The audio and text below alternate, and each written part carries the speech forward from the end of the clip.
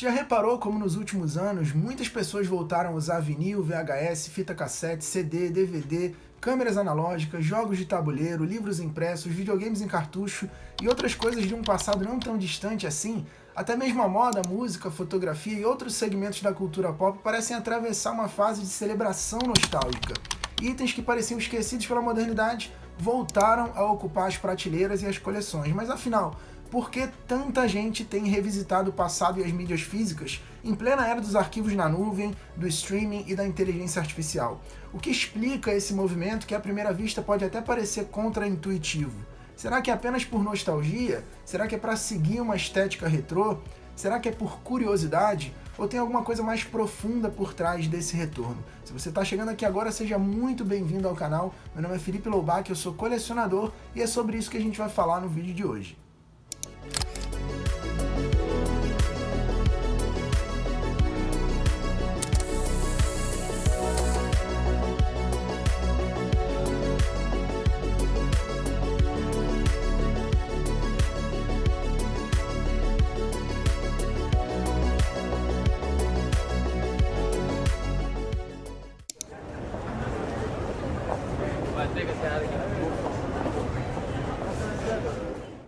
Durante boa parte dos anos 80, 90 e início dos anos 2000, assistir um filme era um ritual. Sair de casa, visitar a locadora, caminhar entre as prateleiras de VHS e DVD, escolher a capa mais interessante e torcer para que o título não estivesse alugado. A Blockbuster foi, sem dúvida, o maior símbolo dessa era, com um modelo padronizado, grande variedade e presença em diversos países.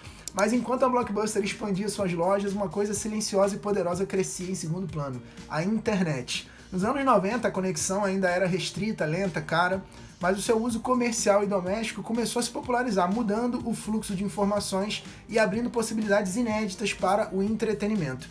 Essa rede global permitiu não apenas o envio e recebimento de dados, mas também a distribuição de conteúdo audiovisual diretamente para o público, sem a necessidade de suportes físicos. Nos anos 2000, com a banda larga e melhores tecnologias de compressão, assistir a vídeos online deixou de ser um experimento para se tornar realidade. Esse avanço derrubou barreiras geográficas, eliminou estoques físicos e deu origem ao streaming, um modelo que colocou catálogos inteiros a poucos cliques de distância, disponíveis a qualquer hora e em qualquer lugar. O uso comercial e doméstico da internet não apenas alterou o formato do produto, mas ele também revolucionou toda a cadeia de distribuição, derrubando esse modelo das locadoras e inaugurando um novo paradigma de consumo. A história da Blockbuster e do streaming mostra que a transição do analógico para o digital não foi apenas uma evolução tecnológica, mas uma transformação cultural profunda, e que na era digital a adaptação é uma questão de sobrevivência.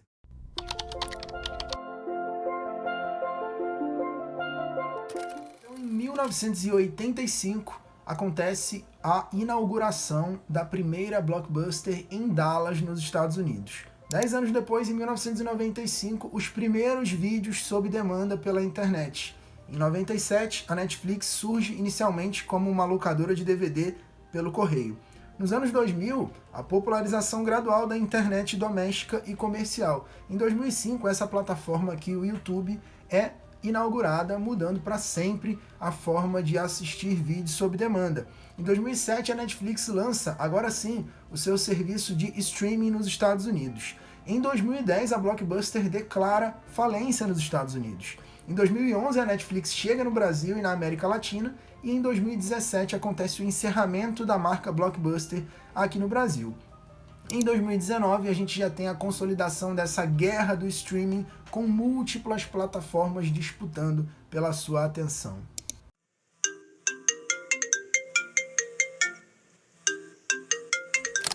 A promessa da era digital era o acesso ilimitado. No entanto, com a fragmentação das plataformas, esse sonho virou um quebra-cabeça caro e confuso. O filme que estava ontem na Netflix, hoje está na Max, e amanhã pode sumir sem aviso. Para ter acesso a tudo, é preciso assinar múltiplos serviços, lidar com interfaces diferentes, senhas, anúncios, atualizações, notificações e algoritmos que nem sempre entregam o que a gente quer. A abundância de conteúdo gera uma espécie de paralisia. São milhares de opções e a cada nova rolagem surge uma nova recomendação. Isso pode gerar ansiedade, sensação de desperdício de tempo e até um certo esvaziamento da experiência de consumo. Em contrapartida, as mídias analógicas impõem um ritmo mais calmo e dedicado. Você escolhe um disco para ouvir, um filme para ver e se compromete com ele. Não há rolagem infinita ou múltiplas abas abertas. A experiência é deliberada e consciente, como um antídoto ao consumo compulsivo e superficial.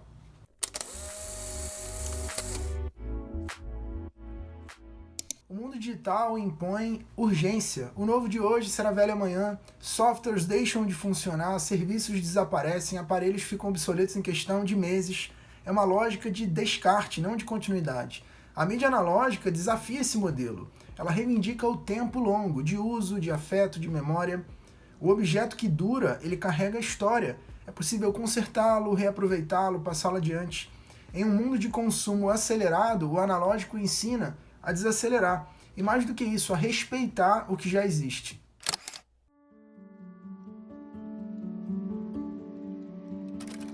Nostalgia, curiosidade ou funcionalidade? Em parte, esse movimento é nostálgico, sim, o fator emocional é inegável. As mídias analógicas despertam lembranças afetivas, evocam tempos mais simples, sem notificações constantes e nem algoritmos tentando prever as nossas escolhas. Para quem viveu os anos 80, 90 e início dos anos 2000, revisitar um disco, fita VHS ou um jogo em cartucho é como encontrar uma fotografia viva da infância. Mas para essas gerações novas existe também o fator da curiosidade. Como era viver sem o digital? Como era o mundo antes da hiperconectividade? Mas esse retorno não é somente emocional, existe também o fenômeno da funcionalidade concreta. A autonomia de um CD que toca sem internet, a textura sonora do vinil, a objetividade de uma câmera com apenas 36 poses, são tecnologias que, apesar de antigas, ainda entregam o que prometem, com mais foco, menos distração e com mais envolvimento.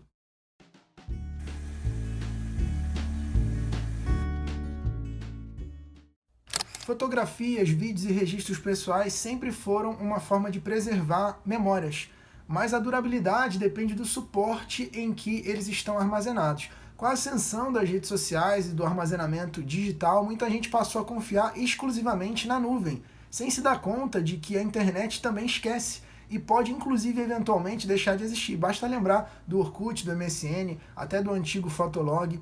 Quando essas plataformas foram encerradas, milhões de fotos, recados, vídeos, histórias simplesmente desapareceram. Memórias de viagens, aniversários, amizades, relacionamentos e fases inteiras da vida se perderam com o desligamento dos servidores. A mídia física, por outro lado, oferece uma segurança concreta. Uma fita, um álbum de fotos, um vídeo gravado em casa ou até mesmo negativos de filmes antigos podem ser acessados décadas depois, desde que sejam bem conservados. É muito especial você abrir um álbum de fotos da família, encontrar gravações da infância, rever vídeos antigos em um VHS. Esses objetos guardam muito mais do que imagens. Eles preservam momentos especiais. É como um pedaço vivo da história que você pode acessar anos depois.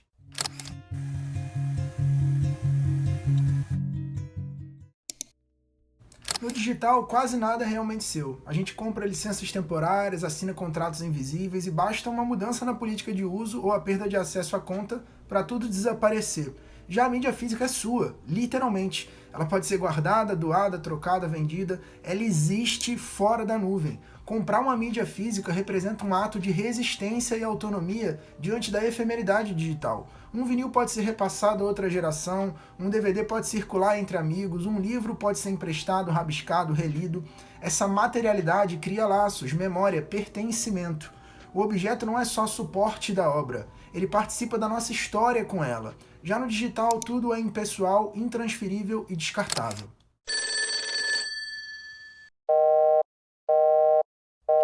Você já reparou como a maioria das coisas hoje em dia são praticamente descartáveis? Elas são feitas e programadas para serem trocadas. Em contrapartida, os objetos antigamente eram feitos para durar. E isso não é apenas um saudosismo, uma memória afetiva com objetos antigos, nostalgia, é só uma constatação. Esse telefone aqui, por exemplo, de 1995, ele continua funcionando até hoje. O rádio que eu tenho aqui atrás dos anos 70, essa câmera analógica aqui de 1970 segue registrando os momentos com charme, com elegância, com qualidade. E o mais importante, todos eles funcionam sem conexão com a internet e eles não travam com a necessidade de atualização de software. Esse contraste, ele revela uma ética embutida, que é a do cuidado com o objeto, que é a do compromisso com o momento.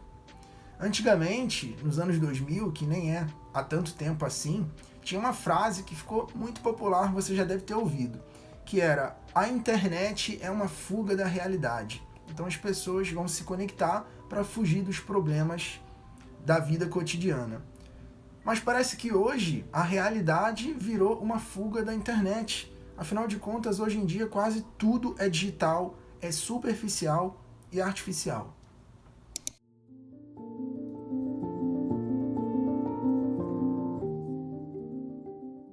As mídias físicas exigem uma coisa muito rara hoje em dia: atenção. Ao colocar um disco, ler um livro, assistir um VHS, ver um álbum de fotos, você precisa se envolver inteiramente. Não dá para assistir enquanto mexe no celular, não tem contexto para multitarefa. O objeto exige entrega. E isso cria uma experiência mais profunda, com mais presença e menos dispersão. Esse tipo de consumo também expressa uma escolha intencional. Ao limitar a quantidade de opções, a gente ganha profundidade. Ao sair do automático, a gente entra no consciente, uma maneira de retomar o controle sobre o tempo e sobre as escolhas. O minimalismo digital não é a ausência de tecnologia, mas é um uso mais lúcido, menos automático, mais focado. E o analógico, nesse contexto, vira um símbolo de compromisso com o momento.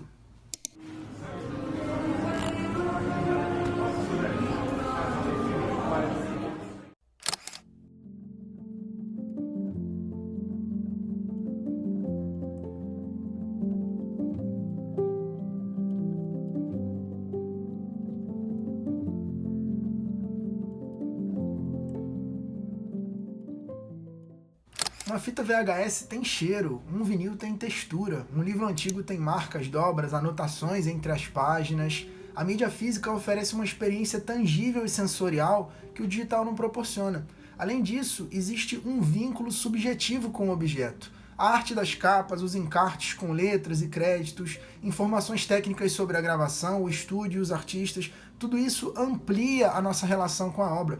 É como se o objeto fosse parte do conteúdo e também parte da nossa própria história com ele.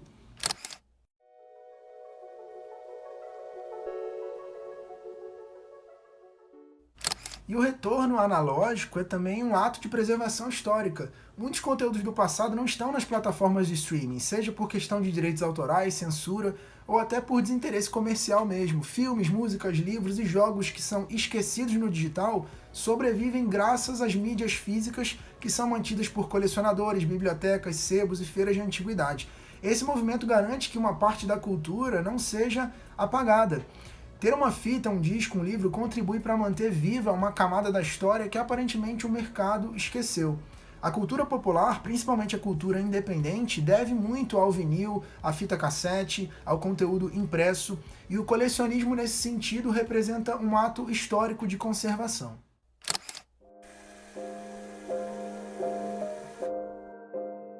A tecnologia não caminha em linha reta, ela gira em ciclos. O vinil, que tinha desaparecido, voltou, as câmeras de filme voltaram à moda, o jogo de cartucho é celebrado pelos colecionadores. Isso mostra que a história da tecnologia é também feita de resgates, de revisitas, de sínteses. Não se trata aqui de negar o digital, mas de reconhecer que o analógico oferece algo que o digital não consegue substituir. O vínculo material, a presença sensorial, a experiência mais dedicada. Talvez o caminho não seja escolher um ou outro, mas reconciliar os dois mundos, usando a tecnologia com mais humanidade e não apenas com praticidade. Se você chegou até aqui, provavelmente você também está cansado dessa velocidade que aparentemente não leva a lugar nenhum. Talvez você esteja procurando por mais tempo de qualidade, por experiências com mais corpo, alma, história. E nesse caso, o retorno ao analógico não representa apenas uma fuga, ele representa um reencontro.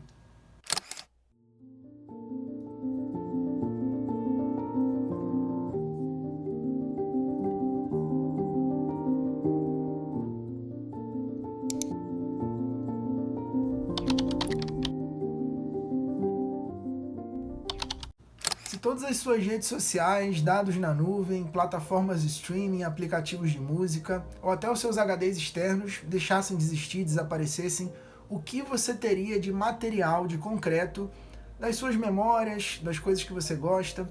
Será que os seus filhos, os seus netos ou quem sabe uma próxima geração iria saber alguma coisa sobre você se todos os servidores fossem desligados? Será que os arqueólogos iriam encontrar alguma coisa de tangível, de concreta, para poder contar a sua história? Você já parou para pensar sobre isso? O objetivo desse vídeo aqui é inspirar você a desenvolver um vínculo mais profundo, mais intencional com as pessoas e também com os objetos. Se você gosta muito de uma banda, de um artista, de um jogo, uma série, um filme, compre o CD, o VHS, o vinil, o DVD dessa obra.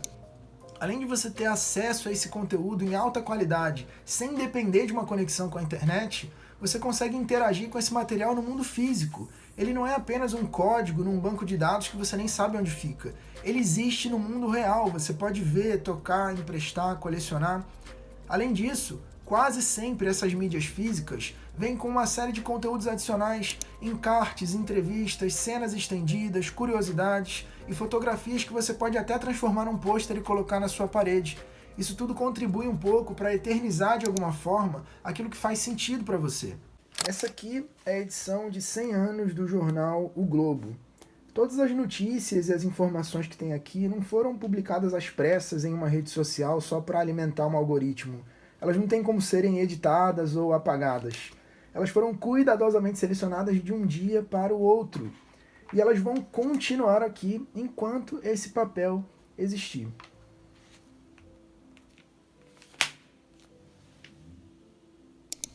Sabe aquela publicação, aquele texto emocionado que você fez na sua rede social quando aconteceu uma coisa muito importante na sua vida? Você já parou para pensar que ele pode deixar de existir e você perder o registro daquela memória para sempre? Se você está sentindo uma coisa muito especial, um sentimento de alegria, de tristeza, de preocupação, se você está ansioso por alguma razão, se você tem um plano, um desejo, compra um caderno, anota isso, desenha esse plano.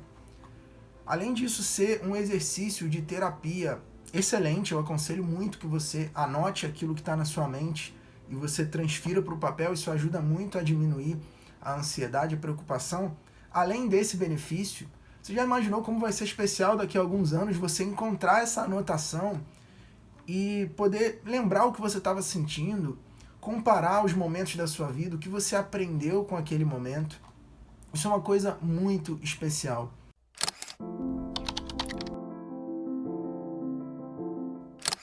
Nunca foi tão fácil tirar fotos e gravar vídeos. Talvez em nenhum momento da história a humanidade conseguiu registrar tanto aquilo que é vivido como acontece hoje. E como consequência disso, se você olhar na galeria do seu celular, do seu computador, nas suas redes sociais, na sua câmera, provavelmente tem muitos registros até aleatórios, que não têm necessariamente uma importância, um significado muito grande, não representam um momento especial, porque a facilidade é tão grande de registrar esses momentos que a gente acaba registrando qualquer coisa. Mas, assim como eu mencionei anteriormente, se esses momentos tão especiais e importantes da sua vida, eles estiverem apenas na nuvem e nas redes sociais, eles podem deixar de existir a qualquer momento, como já aconteceu no passado, inclusive com outras redes sociais, como o Orkut e o Fotolog, por exemplo. Eu queria inspirar você a não esperar que as redes sociais desapareçam ou que você perca o seu telefone, ele pare de funcionar, para você tirar um tempo e selecionar todas essas fotos importantes e revelar esse filme, sabe? Faz a impressão dessas fotos para que elas existam no mundo real, no mundo físico. É tão legal você receber pessoas na sua casa e elas olharem para um porta-retrato, para um álbum de fotos. Compartilhar esses momentos é sempre muito especial e ajuda também a você reviver esses momentos. Eles não vão existir apenas na sua memória. Quando você olha para uma foto ou assiste a um vídeo, isso faz com que você se teletransporte para aquele momento. E outra coisa, as pessoas que não viveram aquele momento, elas não vão apenas imaginar como ele foi quando você conta. Elas vão poder ver. Isso é muito especial. Então, não espera você perder o acesso a tudo isso para para você ter o registro material desses momentos e poder deixar isso como um legado da sua história para as próximas gerações e para que você mesmo possa ver no futuro e revisitar esses momentos especiais da sua vida.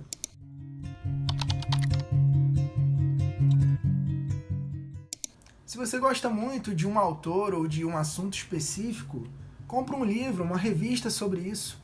Além de você ter posse daquela obra no mundo material, você pode apreciar a beleza da arte da capa, sentir o cheiro do papel, fazer anotações, olhar de perto as ilustrações e o mais importante, enquanto você estiver olhando, lendo aquele conteúdo, não vai aparecer uma notificação, uma mensagem, uma ligação, não tem 1 milhão de abas abertas. Você está conectado com o momento. E essa é a parte mais especial dessa experiência sensorial que a gente tem com as mídias físicas.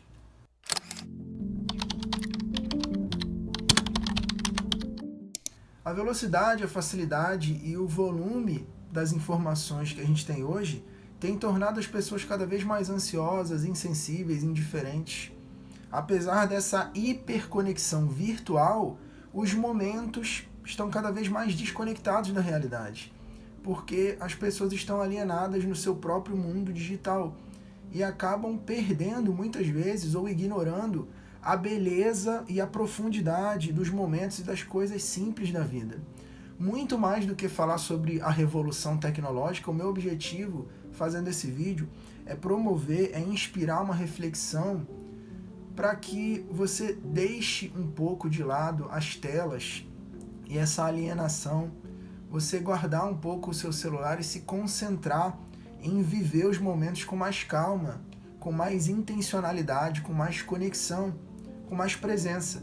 E para concluir esse vídeo, eu quero deixar uma frase que representa muito bem todo esse contexto, que é a seguinte: onde você estiver, que você esteja por inteiro. Pensa sobre isso. Um forte abraço, eu encontro vocês no próximo vídeo.